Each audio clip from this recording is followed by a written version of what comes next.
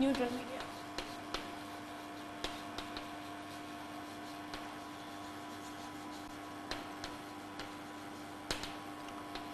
Neutral medium देखा था, पानी के प्रेजेंस में उसने ऑक्सीडाइजिंग एजेंट का काम किया था जिसमें उसका वैलेंसी फैक्टर 3 था। तो पहली जो रिएक्शन है वो कराई जा रही है अगेन H2S के साथ भी, वो न्यूट्रल मीडियम में भी काम करता है। Product again will be sulphur. Reaction करते हैं हम इसकी। रिएक्शन हो जाएगी ट्वाइस KMnO4 मीडियम के रूप में वाटर है, और क्योंकि अल्कली मैटर्स है जो वाटर के प्रेजेंस में बेस बनाते हैं तो ये खुद तो चेंज हो जाएगा बेस में। मैंगनीज अपने ऑक्साइड पे चेंज हो जाएगा, दैट इज MnO2, और साथ में हमें मिलेगी इसमें 3 नेसेंट ऑक्सीजन। और सल्फर की बात करें H2S की, देख चुके हैं सल्फर में चेंज हो जाता है, और यहाँ वो नेसेंट ऑक्सीजन के साथ सिंपली वहाँ पर नेसेंट ऑक्सीजन 5 थे या 3 रिएक्शन सिमिलर, तो बन जाएगा H2O प्लस सल्फर, और ये जो रिएक्शन है वो मल्टीप्लाई हो जाएगी 3 से।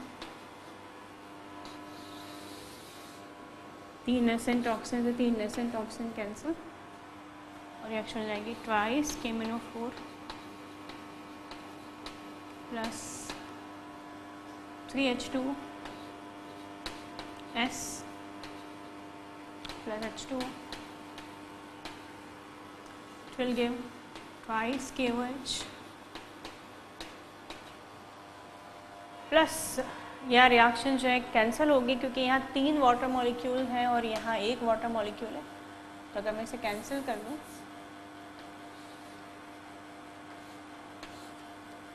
तो यहाँ 2 वाटर मॉलिक्यूल रह जाएंगे, तो यहाँ हो जाएंगे twice MnO2 plus 2 molecules of water plus 3 sulphur.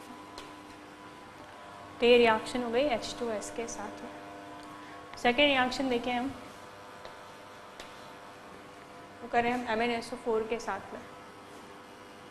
Again twice KMnO4 plus water, it will change into twice KOH plus twice MnO2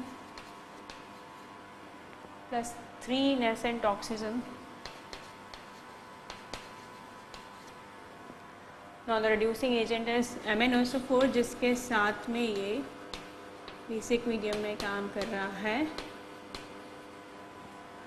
और this reaction again takes place in presence of water because the product will be MnO2.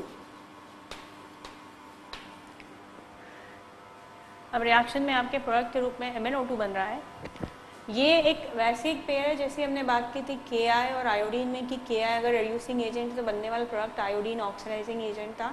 Ki iodometry, iodine का use करके reaction का नाम था iodimetry.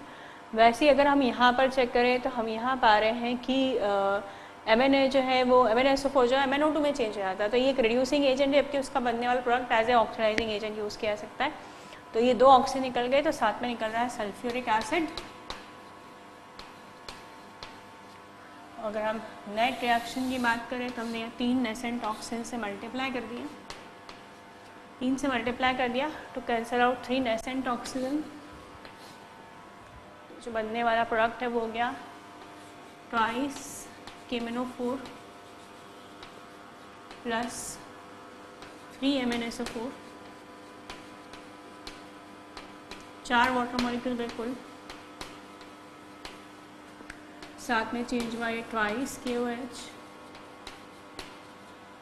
Plus 3 to 5 MnO2 plus 3H2SO4। Product हमको याद था MnO2, मैंने कहा इम्पॉर्टेंट है कि MnSO4 और MnO2 it's like a pair, क्योंकि ये दोनों एक दूसरे में इंटर कन्वर्ट होते रहते हैं। MnSO4 जो है वो एक रिड्यूसिंग एजेंट है, MnO2 जो है वो एक ऑक्सीडाइजिंग एजेंट है, क्योंकि दोनों एक दूसरे में इंटरचेंज हो सकते हैं। इसलिए MnO2 को जब यूज़ करोगे तो MnSO4 बन जाएगा, MnSO4 यूज़ करोगे तो MnO2 बन जाएगा। ये जहाँ रिड्यूसिंग एजेंट है वही ये ऑक्सीडाइजिंग एजेंट है। इसके अलावा एक रिएक्शन और है जो आप खुद परफॉर्म करके देख सकते हैं, जिसमें रिड्यूसिंग एजेंट है Na2H2O3, सोडियम थायोसल्फेट। अभी हमने इसकी रिएक्शन एसिडिक मीडियम में कराई थी, पर उसमें प्रोडक्ट था सोडियम डायथायोनेट, इससे प्रोडक्ट चेंज हो जाएगा सोडियम थायोसल्फेट। इसे हाइपो भी कहा जाता है, और इसका जो प्रोडक्ट होता है यहाँ पर वो बनेगा Na2SO4 and sulphur. Similar reaction ऐसी ही प्रोडक्ट के साथ रिएक्शन पोटेशियम डाइक्रोमेट में कर चुके हैं। वहाँ सिंपली 5 नेसेंट ऑक्सीजन निकल रही थी या 3 नेसेंट ऑक्सीजन निकल रही है, तो फ़र्क नहीं पड़ेगा, रिएक्शन करके आप खुद देख सकते हैं। तो ये 3 चीज़ें हैं, 3 रिड्यूसिंग एजेंट है जिसके साथ वो बेसिक मीडियम में न्यूट्रल मीडियम में काम करेगा। सॉरी, एक तो H2S के साथ वो न्यूट्रल मीडियम में काम करेगा, दूसरा MnSO4 के साथ करेगा, और तीसरा जो है वो सोडियम थायोसल्फेट या हाइपो के साथ काम करेगा। अब हम रिएक्शन देखना चाहते हैं कि कौन से ऐसे रिड्यूसिंग एजेंट है जिसके साथ ये बेसिक मीडियम में काम करता है।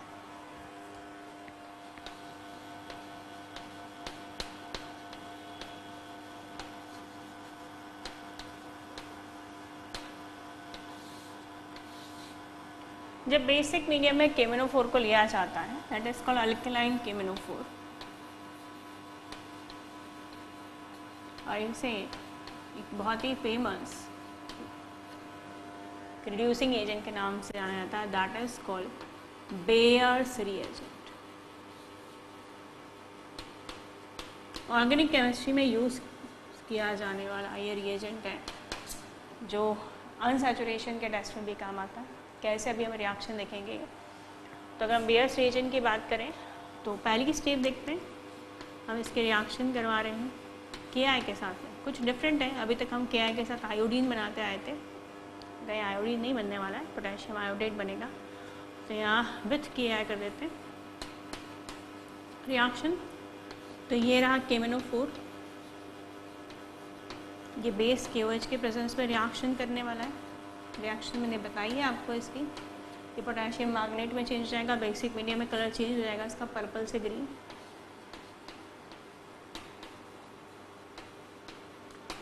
साथ में वही बात, बेस गर्म करो तो बेस की रिएक्शन करो तो वाटर, वाटर से रिएक्शन करो तो बेस। यहाँ भी ऐसे होने वाला है H2O, और साथ में निकलेगी एक नेसेंट ऑक्सीजन। जब KI की रिएक्शन कराते हैं तो इज़ा पोटेशियम आयोडेट बनता है। अगर पोटेशियम आयोडेट बन रहा है तो हमको 3 नेसेंट ऑक्सीजन चाहिए टू फॉर्म KiO3, और यहाँ हमें मिल रही है 1 नेसेंट ऑक्सीजन, मतलब whole equation will be multiplied by 3। अभी तक नीचे मल्टीप्लाई करते आए थे, पहला केस है जिसमें हमने ऊपर मल्टीप्लाई करा, तो ये हो गया कैंसिल, और हमारा जो नेट प्रोडक्ट होगा वो कुछ ऐसा होगा, it will be 6 KMnO4, okay, then 6 KOH with KI, product will be 6 K2MnO4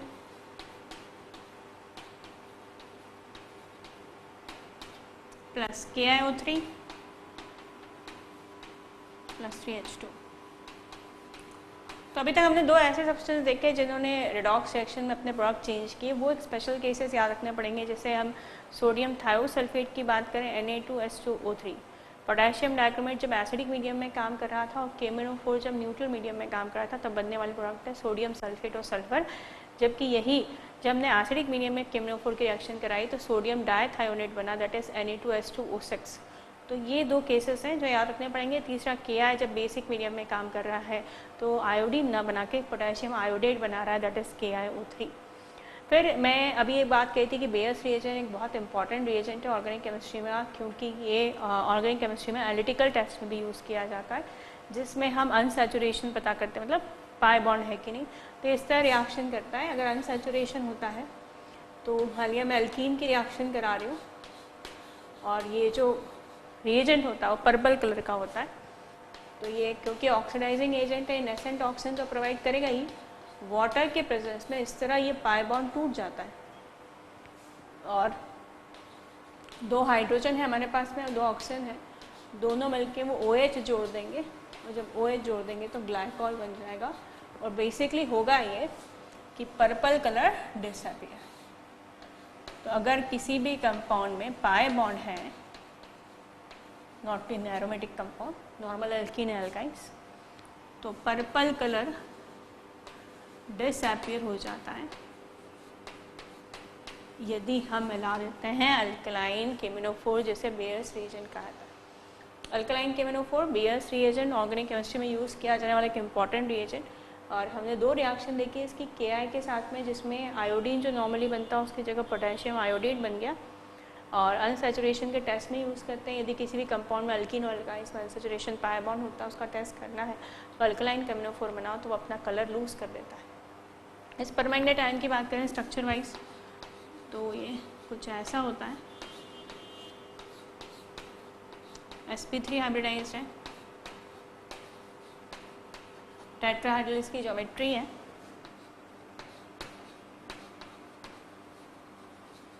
और अगर हम एप्लीकेशन की बात करें तो ये लेबोरेटरी रिएजेंट है।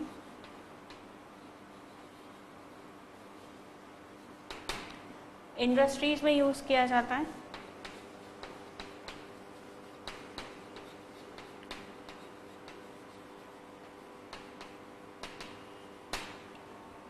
और वॉल्यूमेट्रिक एनालिसिस में ऐसे ऑक्सीडाइजिंग एजेंट यूज़ किया जाता है। वॉल्यूमेट्रिक एनालिसिस एक ऐसा क्वांटिटेटिव तरीका जिसमें अगर हमें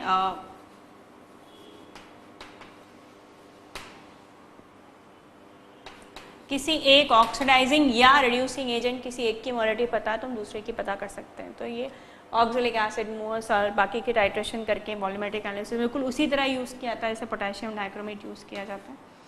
ये क्वालिटेटिव टेस्ट,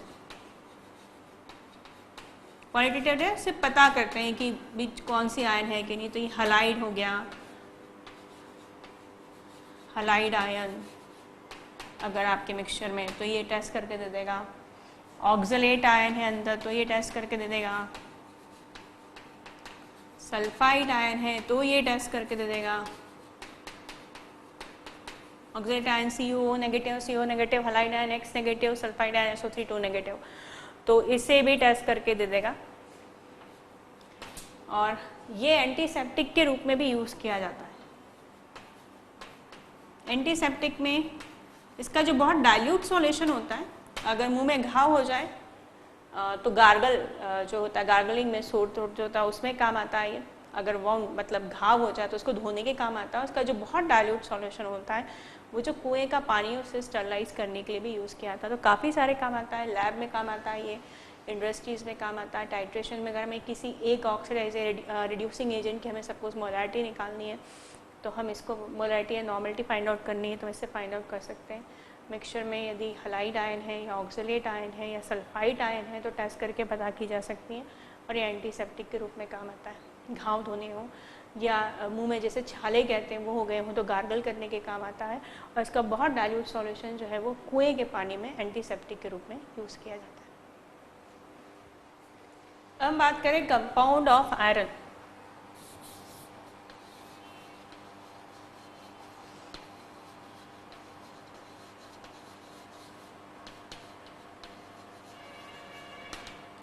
इसमें 2 इम्पॉर्टेंट कंपाउंड हम डिस्कस करेंगे। इसमें पहला जो कंपाउंड है वो है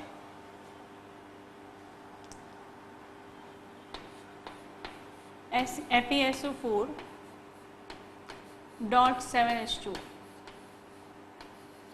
इसे ग्रीन विट्रियोल कहते हैं।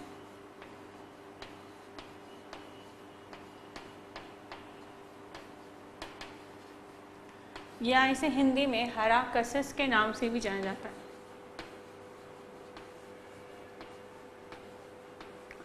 ग्रीन विट्रियोल या इसे हरा कसिस भी कहते हैं। ये जो सब्सटेंस है, इस सब्सटेंस के सबसे पहले बनाने के तरीके देखेंगे। Preparation, method of preparation. तो प्रिपरेशन में एक तो बहुत आसान सा तरीका है कि जो स्क्रैप आयरन होता है, वेस्ट आयरन होता है, स्क्रैप आयरन की रिएक्शन यदि सल्फ्यूरिक एसिड से करा दी जाए तो बहुत आसानी से बन जाता है।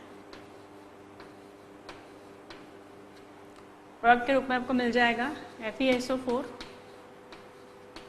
प्लस हाइड्रोजन गैस निकल जाएगी। डिस्प्लेसमेंट रिएक्शन भी है जो इलेक्ट्रोकेमिकल सीरीज में पढ़ी जाती है कि जो इलेक्ट्रोकेमिकल सीरीज है उसमें आयरन की पोजीशन ऊपर होती है, एक्टिविटी ज़्यादा है इसकी, आरपी कम है, इसलिए आसानी से हाइड्रोजन को डिस्प्लेस कर देगा। फिलहाल हमें ऐसी FeSO4 मिलेगा जो पानी में अगर मौजूद हो तो ये 7 वाटर मॉलिक्यूल से जुड़ जाता है, जो जुड़ने के बाद भी उसके इंटरस्टिशियल वॉइड में वाटर मॉलिक्यूल प्रेजेंट रहते हैं, उसकी फिजिकल स्टेट सॉलिड ही मेंटेन करते हैं, इन्हें कहते हैं वाटर ऑफ क्रिस्टलाइजेशन। एक और है आयरन का और होता है आयरन पायराइट FeS2।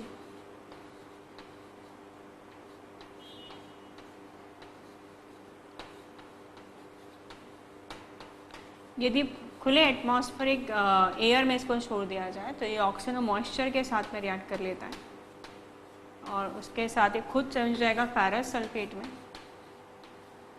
और साथ में बना देगा सल्फ्यूरिक एसिड। तो यहाँ पे एक तो ये फेरस सल्फेट बन गया FeSO4 और साथ में बन गया सल्फ्यूरिक एसिड। ऑक्सीजन अगर हम देखते हैं तो हमारी ऑक्सीजन रिक्वायरमेंट है 8 और यहाँ पर 8 में से सिर्फ एक ही हमारी जो ऑक्सीजन की रिक्वायरमेंट है पूरी हो रही है, चलिए 7 रिक्वायरमेंट बच रही है हमारी, तो ये होगा 7/2 O2। तो इस तरह हमारा आयरन यदि स्क्रैप आयरन सल्फ्यूरिक एसिड से रिएक्ट कराया जाए तो भी फेरस सल्फेट बन जाता है। अगर आयरन पैरेंट की रिएक्शन ऑक्सीजन और मॉइस्चर से कराई जाए तो भी ये का चेंज होता है। आयरन पैरेंट एक और है आयरन का, तो है कि नेचर में आसानी से अवेलेबल होता है, तो अगर ये लगातार एयर के और मॉइस्चर के कॉन्टेक्ट में आता है तो FeSO4 में फर्स्ट चेंज हो जाता है और जब ये 7 वाटर मॉलिक्यूल से जुड़ता है तो it change to green colour का हो जाता है ये, जिसे हम ग्रीन विट्रियोल या हरा कसिस कहते हैं। अगर हम इसकी प्रॉपर्टीज़ की बात करें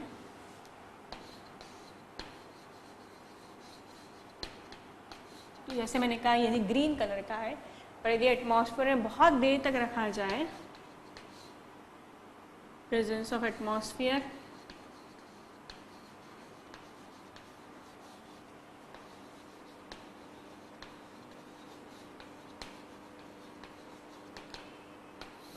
हम ये पाते हैं ये ब्राउनिश येलो हो जाता है। वजह देखें, ये रहा FeSO4 कांटेक्ट में आता है वाटर के और ऑक्सीजन के, ये बन जाता है basic ferrous sulphate. Ferrous sulphate से बन जाता है बेसिक फेरस सल्फेट, और क्योंकि ये बेसिक फेरस सल्फेट में चेंज हो जाता है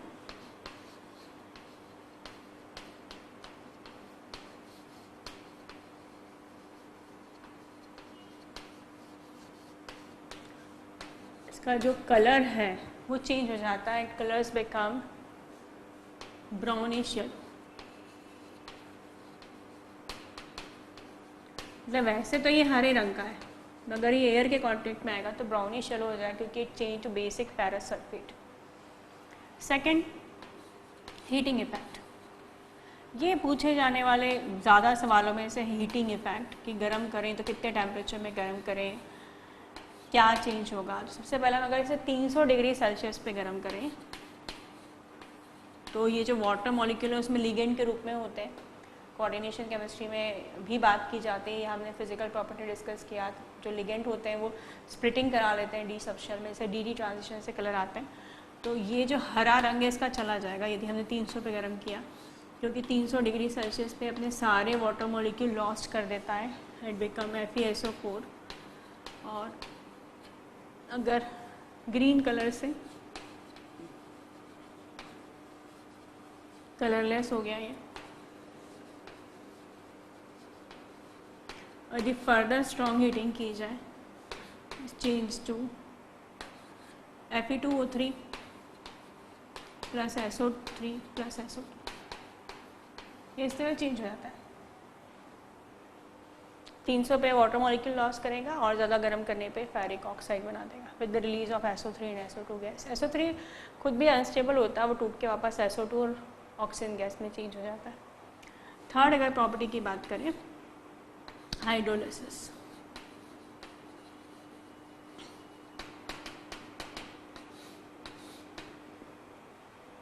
हाइड्रोलिसिस में ये क्योंकि एक कॉम्बिनेशन है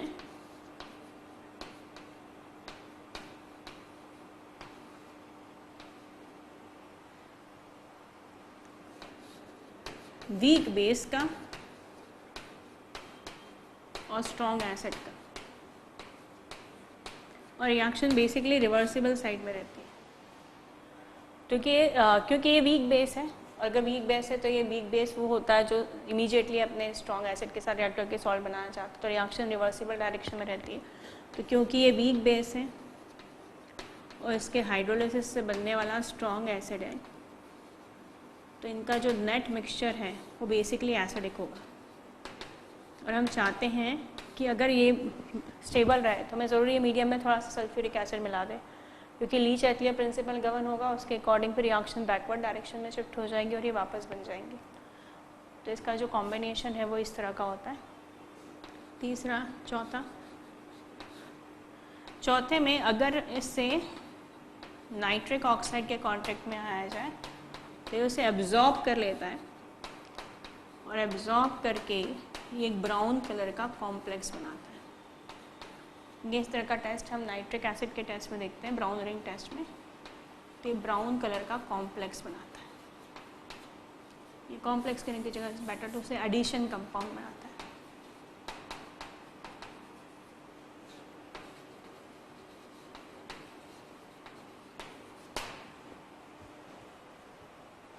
अगली इसकी प्रॉपर्टी हम देखें तो ये KCN के साथ में रिएक्ट करता है बहुत आसानी से, और एक सब्सटेंस है पोटेशियम फेरोसाइनेट, काफ़ी ज़्यादा इनऑर्गेनिक केमिस्ट्री में यूज़ किया जाने वाला सब्सटेंस है, ये वो बना देगा। तो फेरस सल्फेट की अगर रिएक्शन KCN के साथ कराई जाए, सबसे पहले तो ये बनाएगा फेरस साइनाइड विथ K2SO4, और ये फेरस साइनाइड पुनः दोबारा रिएक्शन करेगा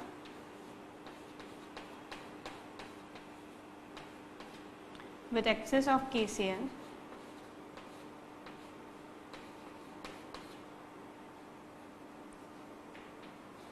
बना देगा पोटेशियम फेरोसाइनेट।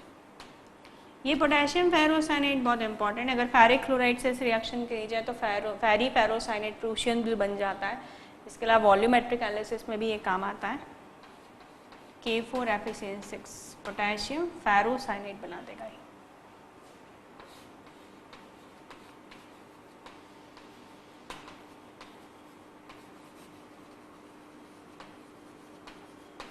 हम पढ़ रहे थे FeSO4.7H2O के बारे में, जिससे ग्रीन विट्रियोल या हिंदी में हरा कसिस के नाम से जानते हैं। इससे हम डायरेक्ट आयरन स्क्रैप आयरन की रिएक्शन सल्फ्यूरिक एसिड से करा के भी बना सकते हैं, या फिर आयरन पायरेट जो और होता है जब वो एटमॉस्फेरिक ऑक्सीजन और मॉइस्चर कॉन्टेक्ट में आता है तो भी इसमें चेंज आता है। मगर वैसे ग्रीन कलर का है, पर लंबे समय तक ये एयर मॉइस्चर कॉन्टेक्ट में रहा है तो इसका कलर जो है चेंज होकर येलोइश ब्राउन हो जाएगा, क्योंकि वो बेसिक फेरस सल्फेट नाम का एक कंपाउंड बना देगा।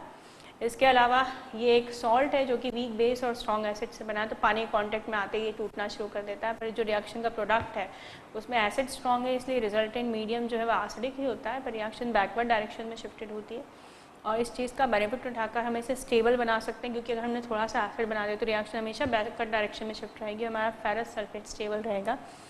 नाइट्रिक ऑक्साइड को एब्जॉर्ब करके एक एडिशन कंपाउंड बनाता है जो कि ब्राउन कलर का होता है, मतलब नाइट्रिक ऑक्साइड के एब्जॉर्प्शन में से यूज़ कर सकते हैं, और आइडेंटिफाई भी हो जाएगा कि यू एब्जॉर्ब हो गया है नो, क्योंकि कलर जो है वो चेंज होकर ब्राउन हो जाएगा।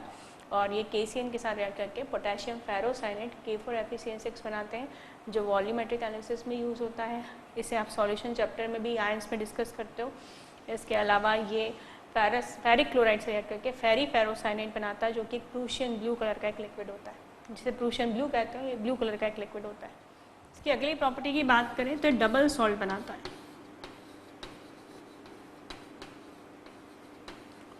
डबल सॉल्ट जिसका जनरल फॉर्मूला कुछ ऐसा होता है, R2SO4 और FeSO4 डॉट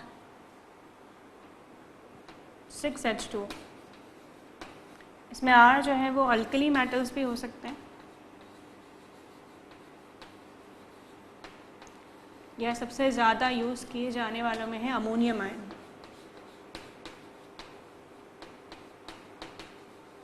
जिसके साथ बनता है एक फेमस सॉल्ट, याद कर चुके हैं इसके बारे में, अमोनियम सल्फेट FeSO4.6H2। इसे मोहर सॉल्ट कहा जाता है। इसका यूज़ वॉल्यूमेट्रिक एनालिसिस में किया जाता है।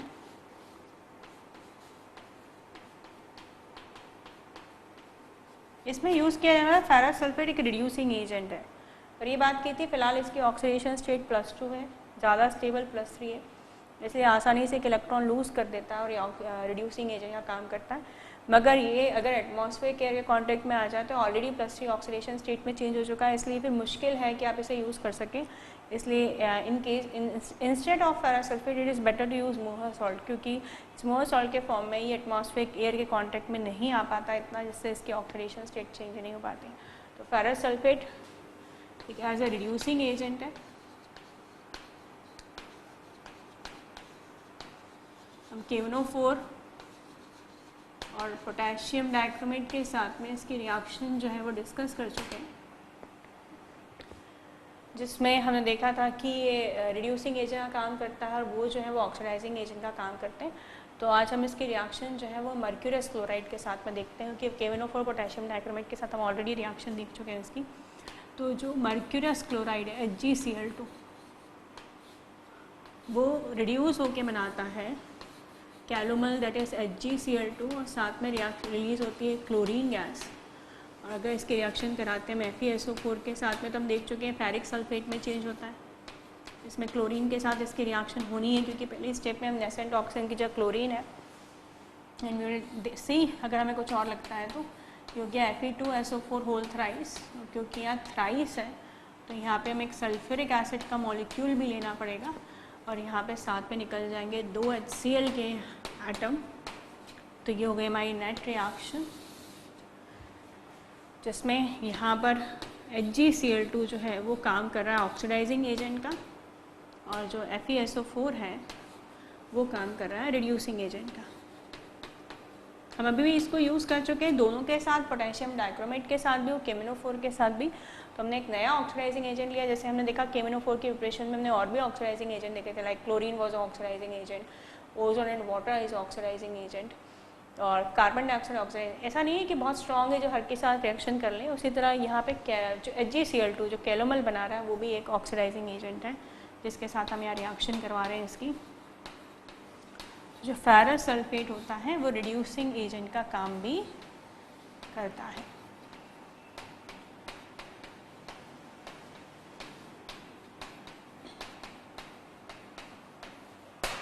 तो ये हुआ हमारी रिएक्शन। फेरस सल्फेट के एप्लीकेशंस की अगर हम बात करें तो हम बात कर चुके हैं, it is preferentially used in the मोहर सॉल्ट, जो कि वॉल्यूमेट्रिक एनालिसिस में यूज़ होता है।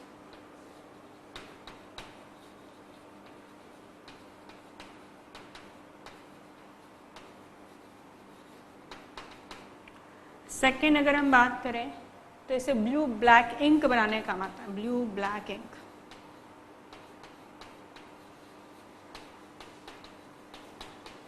हम कह रहे हैं ना मैजिक इंक, ऐसा कुछ है ये, क्योंकि इसे मिक्स किया जाता है फेरस सल्फेट को सबसे पहले टैनिन नाम के एक इंडिकेटर के साथ, टैनिन नाम के एक सब्सटेंस के साथ में, फिर एक इसमें इंडिगो डाई मिलाई जाती है जो ब्लू कलर की होती है। तो बेसिकली जब इंक होती है तो ब्लू कलर की होती है, पर जब उसे लिखते हैं तो लिखने के बाद वो इंक जब एयर के कांटेक्ट में आती है तो ये फेरस सल्फेट ऑक्सीडाइज होकर बना देता है फेरिक ऑक्साइड, जो कि ब्लैक कलर का होता है। तो जब लिखेंगे तो ब्लू कलर की होगी, और लिखने के बाद थोड़ी देर बाद वो काले रंग की हो जाएगी। तो ये तीन चीज़ का मिक्सचर है, इसमें फेरस सल्फेट है, इसमें इंडिगो नाम की एक ब्लू कलर की डाई और साथ में टैनिन है। तो इनिशियली इंडिगो के कारण ये ब्लू कलर की रहती है, पर जैसे ही एयर के कांटेक्ट में आती है तो ऑक्सीडेशन होने के कारण ये ब्लू से ब्लैक कलर की हो जाती है। तो ब्लू ब्लैक इंक में होता है फेरस सल्फेट, साथ में होती है इसमें टैनिन नाम का एक सब्सटेंस, और साथ में इंडिगो नाम की एक ब्लू डाई।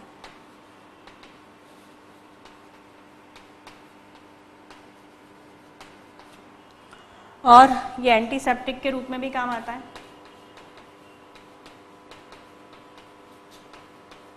और इसके अलावा ये डाइंग में मॉर्डेंट ऐसे सब्सटेंस होते हैं जो डाई को फैब्रिक के साथ ऐड होने में मदद करते हैं। तो डाइंग में मॉर्डेंट के काम आता है। तो ये ऐसे कुछ एप्लीकेशंस हैं फेरस सल्फेट के।